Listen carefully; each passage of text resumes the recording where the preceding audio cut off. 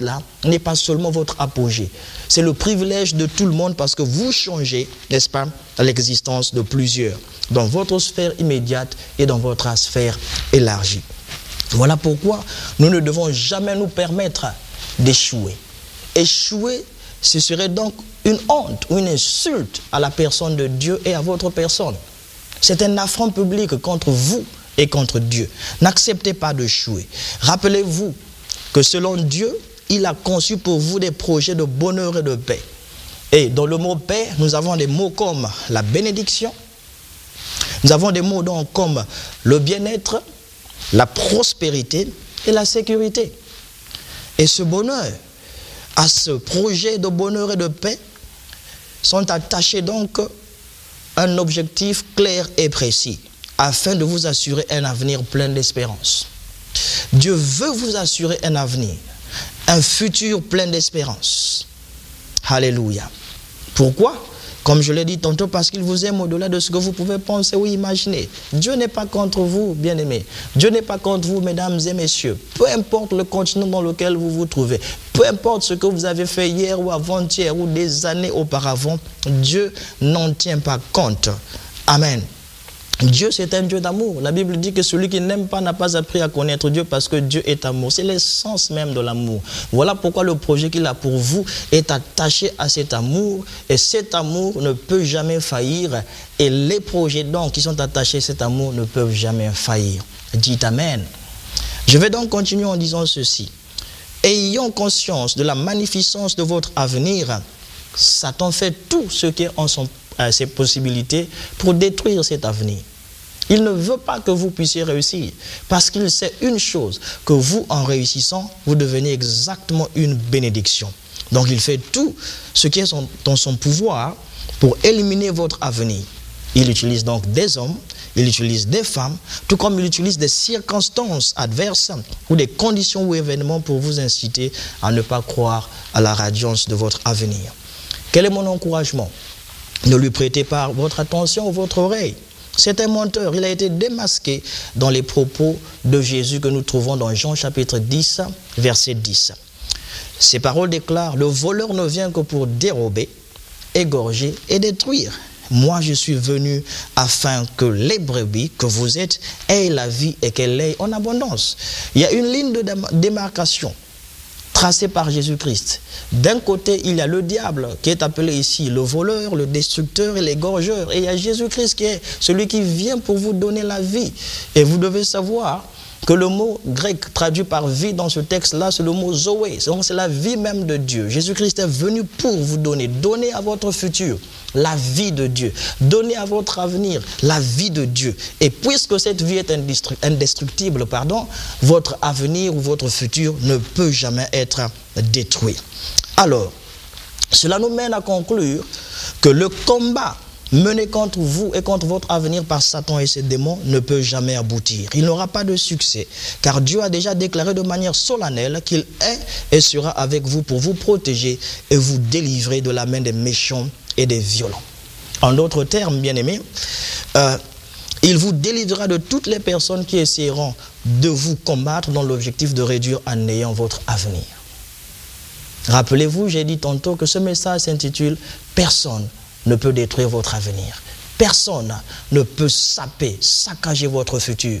Votre futur est glorieux dans les mains du Seigneur. » Amen. Voilà pourquoi nous devons continuer à laisser la parole de Dieu pénétrer notre cœur, pénétrer les profondeurs de notre esprit afin que nous puissions résister à toute parole ou à toute tendance voulant nous faire sortir de cette vérité selon laquelle notre futur n'est pas menacé. En Ésaïe chapitre 54, versets 16 et verset 17, nous lisons ceci, je cite: « Moi, j'ai créé le forgeron qui attise les braises et en retire une arme façonnée pour l'usage auquel il le destine. Et j'ai aussi créé celui qui va détruire l'arme. Toute arme fabriquée pour te faire du mal, oui, n'atteindra pas son but. Et tu pourras confondre tous tes accusateurs en jugement, car tel est l'apanage des serviteurs de l'Éternel, et c'est ainsi que je leur fais justice, l'Éternel le déclare. » Voyez-vous, si vous regardez ce même texte dans une autre traduction biblique, vous verrez que la Bible déclare là-bas que toute arme forgée contre vous sera sans effet. La Bible nous dit ici dans Ésaïe 54, versets 16 et 17, que Dieu ne nie pas le fait qu'il ait créé le destructeur, Satan. Il ne l'a pas créé en tant que destructeur, il ne l'a pas créé en tant que Satan, il l'a créé en tant qu'un ange glorieux. Mais Satan lui-même a choisi la voie de la rébellion. Mais ce qui est beau de voir dans ce texte, c'est qu'au verset 17, Dieu dit que toute arme fabriquée pour te faire du mal n'atteindra pas son but. Le diable pourra fabriquer des armes de son imagination, mais quand celles-ci sont utilisées contre vous selon le Seigneur, ces armes ne porteront pas de fruit, ces armes n'auront pas de succès. Vous pouvez donc penser que lorsque ces armes sont utilisées contre votre avenir ou votre futur, ces armes ne peuvent jamais apporter donc du succès au diable. Voilà pourquoi je vous encourage. N'ayez pas peur des combats qui seront les vôtres alors que vous cheminiez vers la réalisation de votre futur. Il y aura des combats. Il y aura une résistance farouche de la part du diable, mais n'ayez pas peur de ces choses. Les armes fabriquées par Satan, bien que puissantes, ne seront donc d'aucun effet s'il les utilise contre votre personne. C'est la garantie que nous avons de Dieu. Dieu, comme je l'ai dit, ne nie pas le fait que Satan soit un destructeur, mais il affirme que celui-ci ne peut rien contre nous. Nos armes sont plus puissantes que les armes du diable. Vous rappelez que la parole de Dieu déclare dans 2 Corinthiens chapitre 10, 4 à 5, les armes avec lesquelles nous combattons ne sont pas des armes simplement humaines, mais elles tiennent leur puissance de Dieu qui les rend capables de renverser des forteresses. Vous voyez bien que les armes que Satan utilise ne peuvent pas être comparées aux armes que nous avons. Ces armes viennent de Dieu. Ces armes sont plus puissantes que les armes de l'ennemi. Autrement dit, que lorsque Satan utilise ses armes contre votre futur, contre mon futur, ces armes ne peuvent pas résister donc l'assaut de nos armes. Alléluia, lorsque nous ripostons contre lui. Aussi, si le diable s'entête à vouloir vous toucher ou me toucher, malgré tout, il aura fort à faire avec Dieu. Pourquoi? Parce que le livre de Zacharie chapitre 2 verset 8, cette fois-ci dans la traduction Louis II, confirme les propos de Dieu qui déclare « Car ainsi parle l'Éternel des armées. Après cela viendra la gloire. Il m'a envoyé vers les nations qui vous ont dépouillé, car celui qui vous touche, touche à la prunelle de son œil. » Alléluia. Celui qui vous touche, touche à la prunelle de l'œil de Dieu. Vous êtes intouchable. Si le diable ose vous toucher malgré tout, il a fort à faire avec Dieu parce que Dieu va se lever pour dire que tu as outrepassé tes limites. Alléluia. Ça, c'est un message glorieux, bien-aimé. Ce message vient du cœur de Dieu. Ce message vient de Dieu lui-même pour vous dire que votre avenir, votre futur ne peut pas être détruit. Toutes les armes dressées, fabriquées et dressées contre votre avenir ne peuvent jamais aboutir. Si les hommes disent par exemple que vous ne pouvez pas réussir, ne leur prêtez pas attention. Ces hommes ne sont pas Dieu. S'ils vous disent que vous êtes un fou de croire à la beauté de votre futur à cause de la conjoncture socio-économique du monde actuel, donnez-leur un sourire et continuez de croire. Pourquoi? Rappelez-vous par exemple qu'à Jairus, le chef d'une synagogue, d'une des villes de l'époque de Jésus, Jésus a dit, je cite, « Ne crains pas, crois seulement ». Et c'est le même message que Jésus te dit ce matin ou ce soir ou cet après-midi pendant que tu es en train de m'écouter. Ne crains pas, crois seulement. Peu importe la situation de ta vie aujourd'hui, ce qui compte, c'est le message que Jésus-Christ libère pour toi, exclusivement pour toi. Ne crains pas.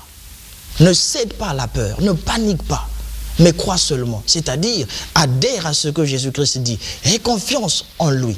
Ce qu'il dit, c'est ce qui compte. Ce n'est pas ce que les hommes disent. Les paroles des hommes ne peuvent rien contre les paroles prophétiques de Dieu pour ta vie ou pour votre vie. Il a déjà dit, je connais les projets que j'ai conçus pour toi. Ce ne sont pas des projets de malheur, mais ce sont des projets de bonheur et de paix, afin que vous puissiez avoir quoi? Afin que je vous assure, a-t-il dit, selon la traduction, la Bible du Semeur, afin que je vous assure un avenir plein d'espérance. Les paroles des hommes, les hommes sont des hommes. Ils diront des choses. Lorsque vous leur direz vos rêves, certaines personnes vont se dire, c'est de la folie, c'est de la comédie. Mais voyez-vous, la Bible déclare dans le livre de Lamentation, chapitre 3, verset 37, dans la traduction nouvelle édition Genève 1979, qui dira qu'une chose arrive sans que le Seigneur l'ait ordonné? Aujourd'hui, les hommes peuvent dire des choses contre votre avenir à cause du fait que vous soyez né d'une famille qui n'a pas les moyens. Par exemple, on se dit que vous êtes condamné à l'échec, vous ne pouvez pas avoir les moyens de vous payer les frais d'université, etc., que vous ne pouvez pas travailler dans votre vie, que vous ne pouvez pas vous marier, que vous ne pouvez pas habiter dans tel ou tel quartier parce que c'est un quartier réservé aux hommes nantis. C'est faux. La Bible dit ceci: qui dira qu'une chose arrive sans que l'Éternel l'ait ordonné? Autrement dit, que les hommes peuvent dire ce qu'ils peuvent dire, n'est-ce pas? Mais ce que Dieu a dit sur votre vie, cela va donc s'accomplir dans le nom de Jésus. Maintenant, je vais vous donner quelques exemples bibliques des échecs des hommes contre le futur des héros de la foi. C'est donc la partie 5 de notre message. Le premier héros de la foi que nous allons regarder ici, c'est Joseph. Rappelez-vous de ce patriarche. C'était un homme de foi. La Bible nous présente Joseph comme un jeune de 17 ans aimé de son père à l'époque. Mais vous savez qu'il a eu des situations difficiles dans sa vie. Il avait eu des rêves dans sa jeunesse et ces rêves avaient un accomplissement futur. Mais seulement il y a eu des embûches, des oppositions sur la trajectoire de ses rêves. Regardons un peu par exemple quelque chose. La Bible nous apprend que Joseph avait été vendu 2 fois, d'abord par ses propres frères et puis par les marchands auxquels il avait été vendu. Donc sa vente par ses frères, puis la vente par les marchands madjanites en Afrique du Nord, plus précisément en Égypte. Cette vente n'a en aucun cas anéanti ou détruit son glorieux futur ou son glorieux avenir. Amen. Vous pourrez lire par exemple dans le livre de Genèse chapitre 37 verset 28 et verset 36 que Joseph a bel et bien été vendu. C'était une trahison fraternelle. Ses propres frères l'avaient vendu. Et les marchands qui l'avaient acheté voulaient donc faire un bénéfice sur la personne de Joseph. Lorsqu'ils l'ont vendu en Égypte, on nous dit que c'est un officier supérieur de Pharaon, le roi de ce pays-là, qu'il avait acheté, et il s'appelait Potiphar. Mais là encore, étant devenu chef dans sa maison, il y a eu des fausses accusations de tentative de viol contre Joseph par la femme de ce maître, la Potiphar.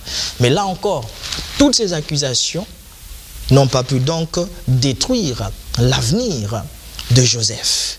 La Bible nous dit que même dans la prison où il s'était retrouvé après avoir été jeté par son maître Potiphar, il est resté dans la prison. Et là, la grâce ou la faveur de Dieu l'a retrouvé dans cette prison. Il a eu du travail dans cette prison et s'occupait des autres prisonniers qui étaient à l'intérieur.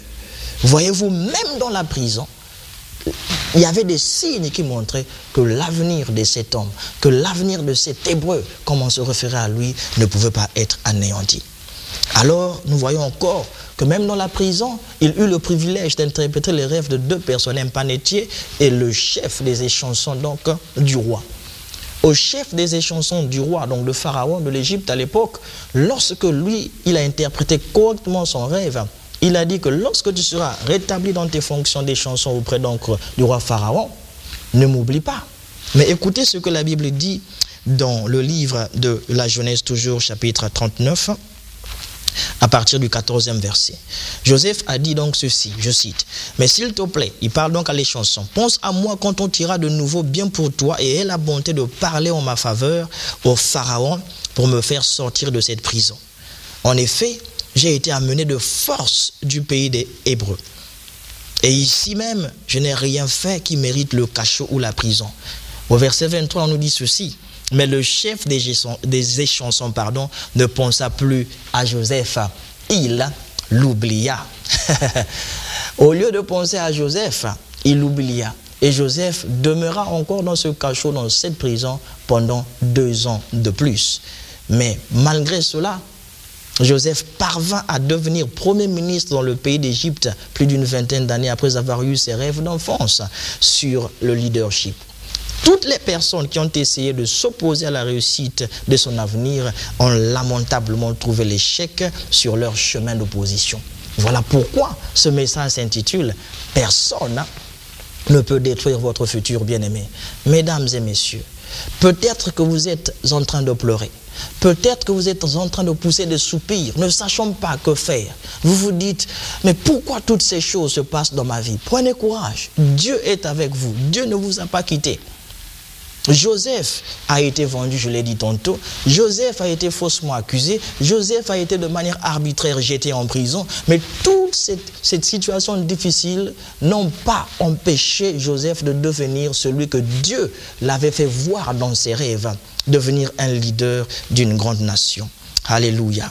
Voilà pourquoi également je vous fais rappeler que avant la naissance de Moïse, c'est l'exemple numéro 2, il y a eu un ordre qui avait été donné par le roi Pharaon de l'époque. Vous pouvez lire cela vous-même dans Exode 1 du 15e jusqu'au 21e verset. Ce roi a dit aux sages-femmes hébreux qui habitaient donc l'Égypte à l'époque, à la naissance de tout enfant mâle, lorsque le sexe serait déterminé, si cet enfant est un garçon et donc un mâle, il faut le détruire, il faut tuer cet enfant. Mais cet ordre-là n'avait pas été respecté par les sages-femmes. Pourquoi? Parce que ces sages-femmes révéraient Dieu, elles avaient la crainte de Dieu. Alors Pharaon s'est étonné pourquoi il y avait toujours la naissance des enfants mâles. Et lorsqu'il a demandé que ces femmes viennent dans la cour pour s'expliquer, ces femmes ont donné une raison, n'est-ce pas, à Pharaon. Et Pharaon n'a pas tué ces femmes. Pharaon était surpris de voir que la population des Hébreux dans la nation d'Égypte continuait à croître. Et donc cet ordre, quel que soit son caractère menaçant, n'a pas empêché la naissance du prophète et libérateur Moïse. Moïse est né. Malgré toutes ces difficultés orchestrées par les hommes, Moïse est né. Et Moïse est devenu un libérateur extraordinaire. Vous pouvez lire le livre de l'Exode, Lévitique, Nombre, Deutéronome. Vous pouvez lire le psaume 90. Vous verrez que ça, c'est quelqu'un qui a été utilisé de manière magistrale par Dieu. Amen. Ce qui donc m'amène à conclure mon message. Rappelez-vous, comme je l'ai dit tantôt, que ce message s'intitule « Personne ne peut détruire votre futur. Personne ne peut saboter votre avenir. Personne ne peut empêcher que ce que Dieu a dit sur vous ne se réalise. » Pourquoi? Nous allons donc voir le 6e point qui est donc la fidélité de celui qui a fait la promesse. Dieu est fidèle. Je vous encourage donc à ne pas vous laisser convaincre que votre futur est menacé de quelque manière que ce soit. Peu importe ce que vous êtes en train de traverser en ce moment. Satan va tout faire pour vous décourager dans votre vision de succès ou de réussite. Il va tout faire. C'est son objectif de détruire votre futur. C'est son objectif